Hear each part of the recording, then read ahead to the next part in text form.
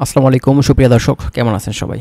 আজকের ভিডিওতে আমরা কথা বলবো মঙ্গোলিয়া যাবার খরচ সম্পর্কে। বর্তমান সময়ে ২০২৫ সালে এখন কিন্তু অনেকেই আমাদেরকে কমেন্ট করছেন। আমরা যেহেতু মঙ্গোলিয়া সম্পর্কে বিভিন্ন ধরনের ইনফরমেশন আপনাদেরকে দিয়ে থাকি, মঙ্গোলিয়া সম্পর্কে আমরা কিন্তু বেশি ভিডিও আপলোড করি। তো এক্ষেত্রে আমাদের কাছে মঙ্গোলিয়া সম্পর্কে বিভিন্ন ধরনের আসলে ইনফরমেশন বিভিন্ন মানুষ আসলে জানতে চায়।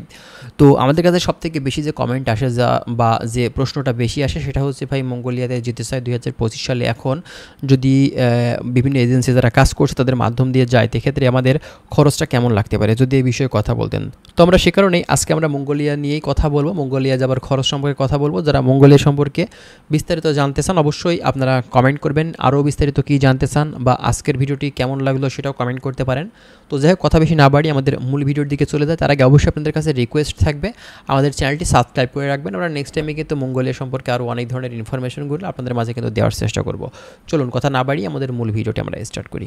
আচ্ছা, ফার্স্ট অফ অল আপনাদেরকে বলি, মঙ্গোলিয়া দেশটা হচ্ছে একটি ট্যুরিস্ট বেস কান্ট্রি, আমাদের এশিয়ার ভিতরের একটি দেশ। দেশটা কিন্তু আপনার চায়নার পাশের একটি কান্ট্রি, ঠিক আছে? তো এই দেশটা কিন্তু আসলে মূলত বাংলাদেশ থেকে খুব বেশি কর্মী কিন্তু তারা বিগত দিনগুলোতে নেয়নি, খুবই সীমিত পরিমাণে লোক গেছে। তবে এটা কিন্তু ট্যুরিস্ট বেস কান্ট্রি বিধায় এখানে ট্যুরিস্ট কিন্তু যেয়ে থাকে বাংলাদেশ থেকে।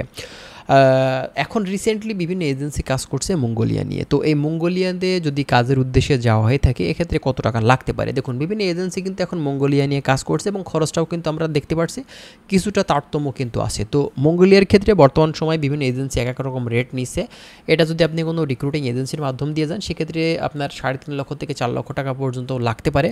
যদি স্থানীয় কোনো দালাল ব্রোকার যারা মানে মাঠ কর্মী থেকে থাকে, বুঝতেই পারছেন বিভিন্ন জায়গাতে কিন্তু অফিস খুলে বসে আছে, বিভিন্ন দেশ নিয়ে কাজ করছে, ঠিক এমনটা যদি কোনো এজেন্সি বা দালালের মাধ্যম দিয়ে যান, সেক্ষেত্রে কিন্তু আপনার ৪ লক্ষ টাকার বেশি নিতে পারে, ঠিক আছে? তবে বিভিন্ন এজেন্সি যারা রিক্রুটিং এজেন্সি, আমরা খোঁজ খবর নিয়ে জানতে পারছি যে ৪ লক্ষর নিচেই কিন্তু তারা কাজ করছে, ঠিক আছে? এখন আপনারা ভালো মাধ্যম যদি খুঁজে পান, তো এক্ষেত্রে কিন্তু আমি বলবো যে ২-২০ হাজার টাকা কম বেশি এটা ব্যাপার না, কিন্তু সঠিক ওয়েতে ভালো একটা এজেন্সির মাধ্যম দিয়ে ভালো একটা কোম্পানিতে আপনাকে যেতে হবে এবং ওয়ার্ক ভিসা দিয়ে আপনাকে যেতে হবে। কারণ দেখুন, বাংলাদেশ থেকে বিভিন্ন এজেন্সি আছে যারা ট্যুরিস্ট ভিসা দিয়ে কিন্তু মঙ্গোলিয়াতে পাঠানোর পরে সেখানে কিন্তু কাজ দিবে বলে বা আপনার ওয়ার্ক পারমিটে কনভার্ট করে দেবে বলে এই ধরনের প্রতারণার ফাঁদে কিন্তু অনেকেই পড়ে যান। তবে আপনারা কিন্তু এই ধরনের প্রতারণার ফাঁদে কখনোই পড়বেন না, কারণ ট্যুরিস্ট ভিসা দিয়ে কাজ করা যায় না, ওয়ার্ক ভিসা দিয়েই কিন্তু আপনাদেরকে কাজ করতে হবে। সেজন্য যারা মঙ্গোলিয়া সম্পর্কে জানতে চান, আমাদের চ্যানেলটা সাবস্ক্রাইব করে রাখবেন। আমরা মঙ্গোলিয়া সম্পর্কে আরও যদি বিস্তারিত জানতে পারি বিভিন্ন ইনফরমেশন, সেগুলো কিন্তু আপনাদের মাঝে আমরা দেওয়ার কিন্তু চেষ্টা করব, ঠিক আছে?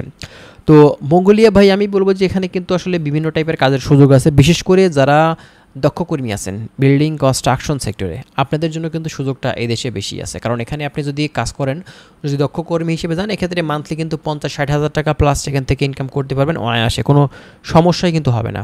তারা সাধারণ কর্মী, দেখেন মঙ্গোলিয়াতে কিন্তু সাধারণ কর্মীর চাহিদা বর্তমান সময়ে কম, স্কিল ওয়ার্কার দক্ষ কর্মীর চাহিদা কিন্তু বেশি। যারা দক্ষ কর্মী আছেন বিশেষ করে বিল্ডিং কনস্ট্রাকশন সেক্টরে, আপনারা কিন্তু এখন ভালো এজেন্সি পেলে ফাইল দিতে পারেন, কারণ এখানে কিন্তু ভালো অ্যামাউন্টের স্যালারি মান্থলি কিন্তু আপনি তুলতে পারবেন, ঠিক আছে? এক কথাতে কম খরচে যদি আপনি ভালো ইনকাম করতে চান, সেক্ষেত্রে মঙ্গোলিয়ার জন্য আপনি ফাইল দিতে পারেন যদি কোম্পানি ভালো হয়ে থাকে, ঠিক আছে? তো যাই হোক বন্ধুরা, আশা করছি বিষয়গুলো ক্লিয়ার হয়েছেন। আরও যদি বিস্তারিত আপনাদের জানার থাকে আপনারা কমেন্ট করবেন এবং চ্যানেলটি সাবস্ক্রাইব করে রাখবেন। ভালো থাকবেন, আল্লাহ হাফেজ।